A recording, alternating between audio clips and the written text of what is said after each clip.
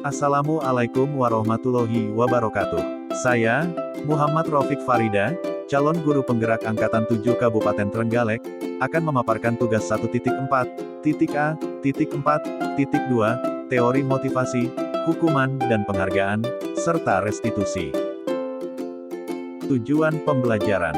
1. Calon guru penggerak dapat menjelaskan dan menganalisis teori motivasi dan motivasi intrinsik yang dituju, serta menerapkannya dalam kehidupan sehari-hari di lingkungannya. 2. Calon guru penggerak dapat menjelaskan konsep hukuman dan penghargaan, dan konsep pendekatan restitusi. 3. Calon guru penggerak dapat melakukan pengamatan dan peninjauan atas praktik penerapan konsep-konsep tersebut di lingkungannya sendiri. Tugas 2.2. 1. Pada awal mengikuti program guru penggerak ini, saya termotivasi setelah mengikuti PPG tahun 2021 tahap 3, yaitu ingin menjadi guru yang profesional. Saya mengikuti tes program guru penggerak Angkatan 5 tahun 2021, tetapi saya tidak lolos pada tes awal. Kemudian mencoba lagi Angkatan 7 ini, dan kebetulan diterima. Awal mengikuti lokakarya orientasi, semangat saya kendur, karena membayangkan kegiatan yang begitu padat, apakah saya mampu mengikutinya. Terbersit di hati untuk mengundurkan diri, tetapi setelah konsultasi dengan pengajar praktik, yaitu Bapak Joko Purnomo, saya diberi semangat dan motivasi untuk tidak mengundurkan diri, dan tetap mengikutinya semampu saya. Alhamdulillah, setelah belajar mulai modul 1.1, hingga modul 1.3, saya semakin termotivasi untuk mengikuti program guru penggerak ini, karena banyak sekali ilmu yang saya dapat, dan ternyata, pembelajaran saya selama ini, masih jauh dari filosofi pemikiran Ki Hajar Dewantara. Saya berharap, semoga saya mampu mengikuti program guru penggerak ini, hingga selesai nanti. Tugas 2.2.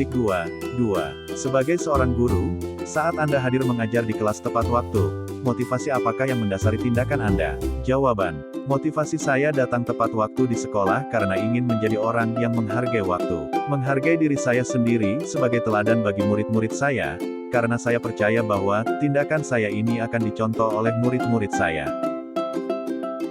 Tugas 2.2.3. Bila di sekolah Anda tidak ada peraturan yang mengharuskan guru datang tepat waktu, dan tidak ada surat teguran bagi guru yang datang terlambat, dan tidak ada atasan yang memuji Anda, apakah Anda akan tetap datang tepat waktu untuk mengajar murid-murid Anda?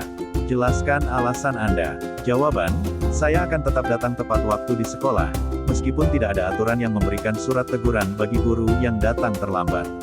Karena saya bertanggung jawab terhadap pendidikan murid-murid saya. Tugas 2.2.4.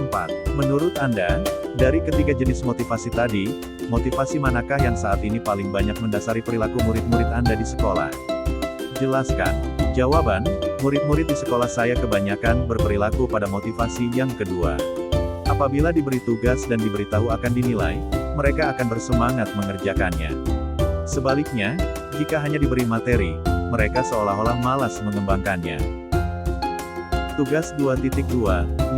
Strategi apa yang selama ini Anda terapkan untuk menanamkan disiplin positif pada murid-murid Anda?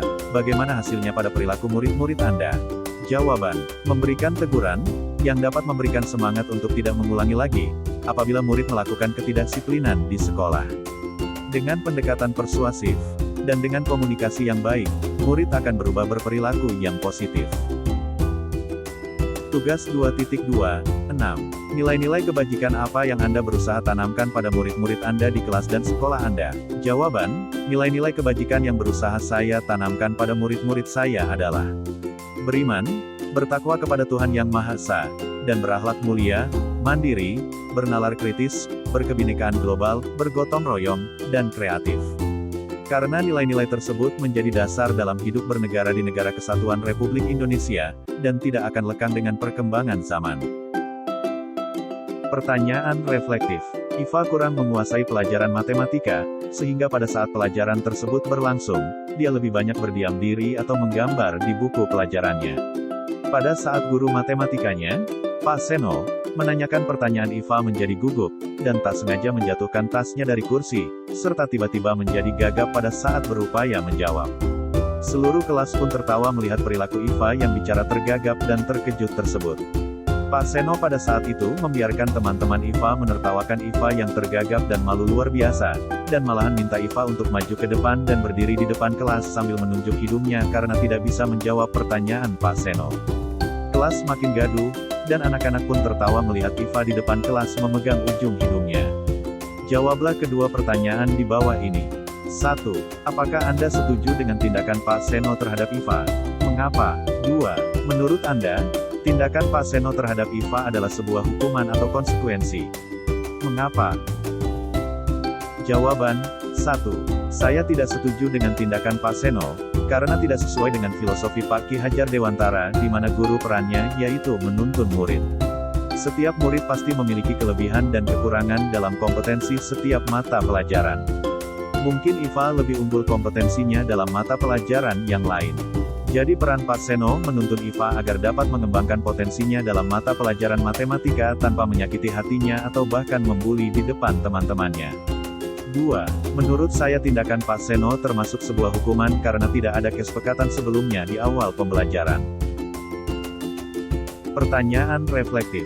Ibu Anas guru kelas 2 SD, mendapatkan masalah. Murid-muridnya tidak bisa tertib berdiri antri di depan pintu kelas, dan selalu berebutan masuk ke dalam kelas setelah jam istirahat usai.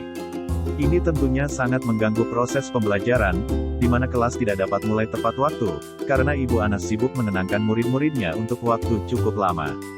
Akhirnya Bu Anas berpikir cepat, dan mengandalkan stiker bintang. Setiap murid-muridnya akan masuk kelas usai jam istirahat, Bu Anas akan mengiming-imingi murid-muridnya dengan stiker bintang. Siapa yang dapat berdiri lurus dan berbaris rapi antri di depan pintu, dapat bintang dari Bu Anas. Sebagian besar murid-muridnya menyambut tantangan tersebut, dan langsung berdiri rapi di depan pintu agar mendapatkan stiker bintang. Hal ini terus dilakukan Bu Anas selama beberapa minggu, karena cukup berhasil membuat murid-muridnya berdiri rapi antri di depan pintu. Sampai pada suatu saat Bu Anas sakit, dan terpaksa digantikan Pak Heru. Pak Heru tidak mengetahui tentang stiker bintang, dan benar saja, pada saat mau masuk ke kelas usai jam istirahat, murid-murid kelas 2 kembali berebutan masuk kelas. Apa yang terjadi? Mengapa? Jawablah kedua pertanyaan ini. 1. Berdasarkan teori motivasi yang telah Anda pelajari pada pembelajaran sebelumnya, kira-kira apa motivasi murid-murid kelas 2 untuk bersedia berdiri antri sebelum masuk kelas? 2. Adakah cara lain agar murid-murid kelas 2 bersedia antri di depan kelas tanpa diberi penghargaan stiker bintang? Jelaskan. Jawaban. 1. Motivasi murid-murid kelas 2 SD untuk bersedia berdiri antri sebelum masuk kelas, karena akan mendapatkan penghargaan stiker bintang. 2. Cara lain yang dapat diterapkan yaitu, murid-murid kelas 2 SD diberikan pemahaman tentang pentingnya budaya antri.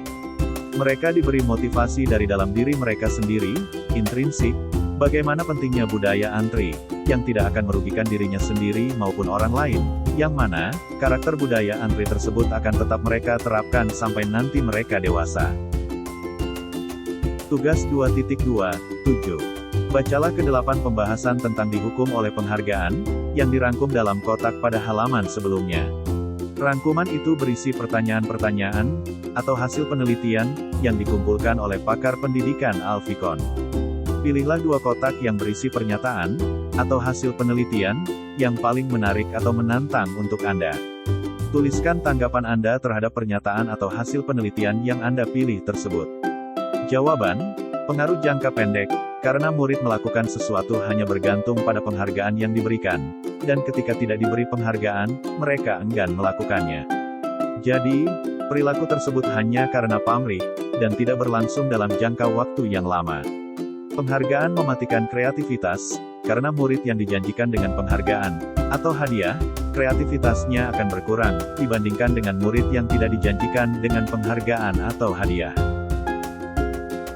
Restitusi. Restitusi adalah proses menciptakan kondisi bagi murid untuk memperbaiki kesalahan mereka, sehingga mereka bisa kembali pada kelompok mereka dengan karakter yang lebih kuat. Demikian pemaparan tugas 1.4.A.4. Teori motivasi, hukuman, dan penghargaan, serta restitusi. Terima kasih dan salam guru penggerak. Wassalamualaikum warahmatullahi wabarakatuh.